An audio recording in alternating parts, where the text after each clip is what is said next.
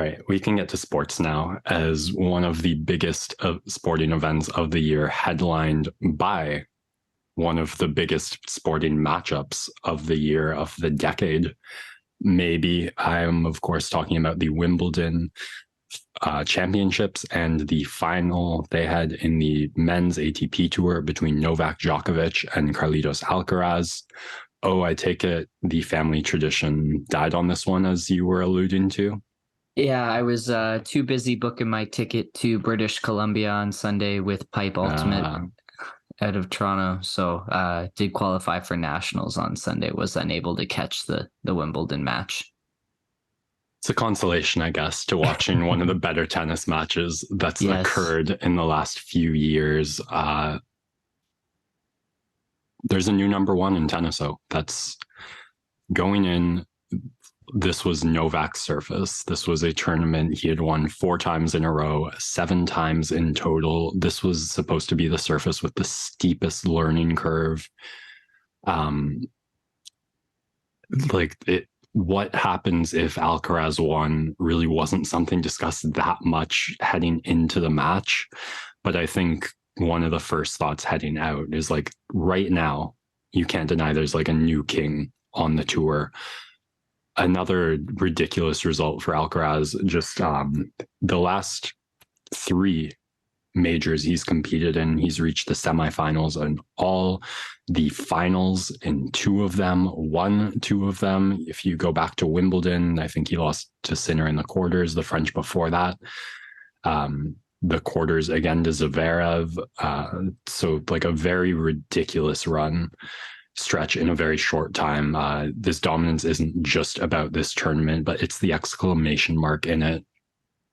And the learning curve, as I mentioned, on full display in this match, because after 1 set, you had no idea if it was even going to be a match. Djokovic swept it in about 30 minutes, 6-1.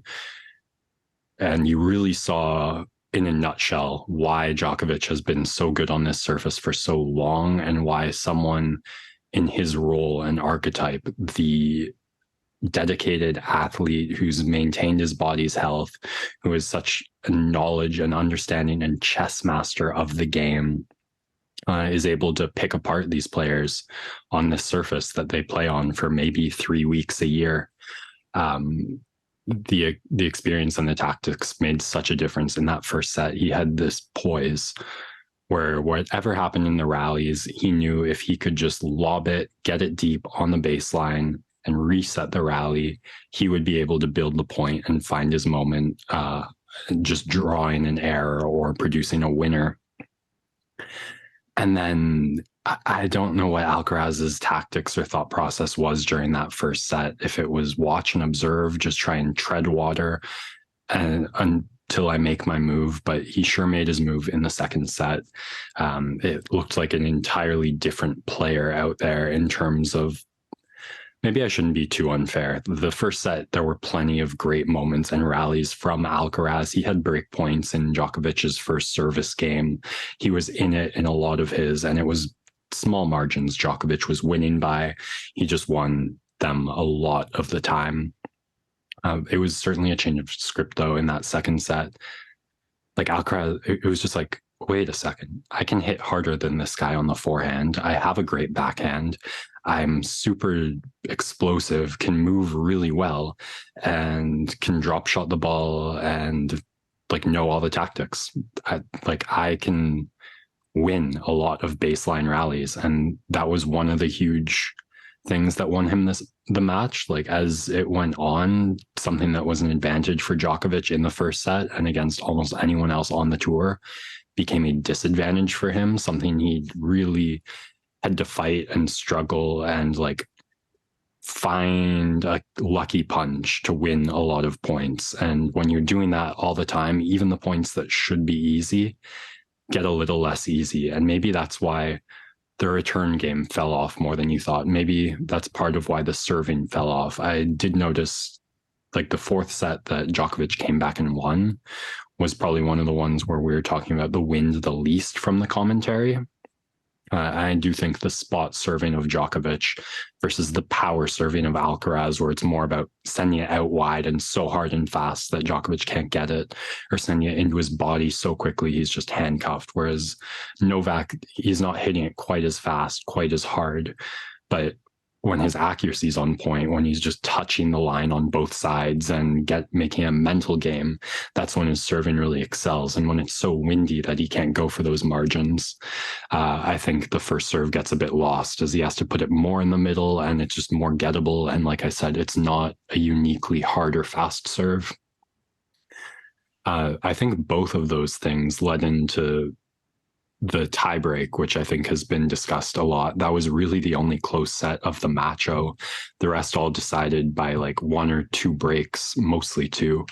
The tiebreak, the really key part was Djokovic had set points on Alcaraz's serves and he flubbed them both with backhand errors into the net.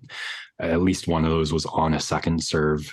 Seeing it back to back was just hard to believe. Like, of course, you don't expect any player to not have some laps over 4.5 hours of tennis. But the narrative with Djokovic was like the unforced errors in the French, playing his best when it mattered most, or playing so unbelievably determined after making that lapse that you forget the lapse happened in the first place. Well, Alcaraz just didn't give him a chance in that third set to try and fight it back. I don't know if you heard about the marathon 26-minute game, 32 point, like 14 point breaker game that gave Alcaraz the double break that let him run away with the third set 6-1. But we could do a whole episode on that on its own. Just to say it was an incredible battle of nerves and really a momentum point in the match. It's a credit to Djokovic that he was able to come back and win that fourth set, because it really didn't feel clear that that was for sure going to happen after the third. Then both had their chances in the fifth. Ultimately, it came down to the fact that Alcaraz was able to capitalize on the break points he had on Djokovic's serve in the third game, and Djokovic wasn't able to capitalize the break point he produced on Alcaraz's service game early in that fifth set, when Alcaraz's confidence was probably the most shattered, feeling like, here we go. I've seen the script of Djokovic winning Grand Slams in 5 sets so many times. The last incredibly impressive thing from Alcaraz I wanted to talk about was just the serving out of the match. On the final game, serving for it, I think he put all but one of his first serves in. After error in a drop shot on the first rally of that game, he was iron tight. Went back to what I was saying, that the aggressiveness, the ability to make Djokovic pay for anything less than like killer poise. It's what won him the match slowly, but it was completely on that display in that final game. I'll say it one more time. There's a new king in men's tennis. It's Carlos Alcaraz, the clay court.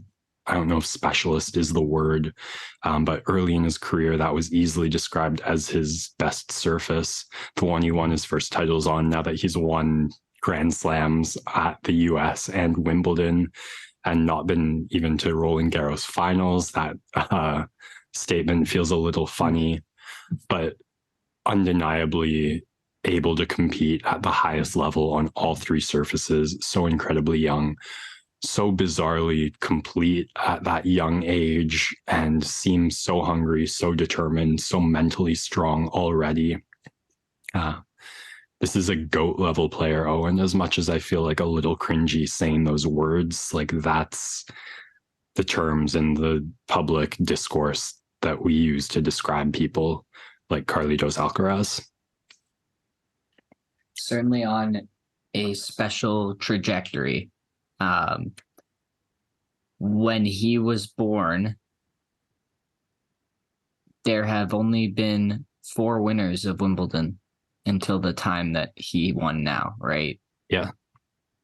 I mean, he's so good that, like, I know there's all these headlines coming out, like the big 3 era is over, but like, if you look back, like, people will stretch in and include Murray to call it the big 4 era, to just like really accentuate the dominance over a longer period of time. Like, if all the finals just go between Alcaraz and Djokovic for the next 3-4 years, I feel like the discourse will just find a way to merge Alcaraz into that name dropping. No, I think obviously Djokovic will continue his stellar play for a number of years still, but this young crop of upcoming tennis players is certainly changing the tide here.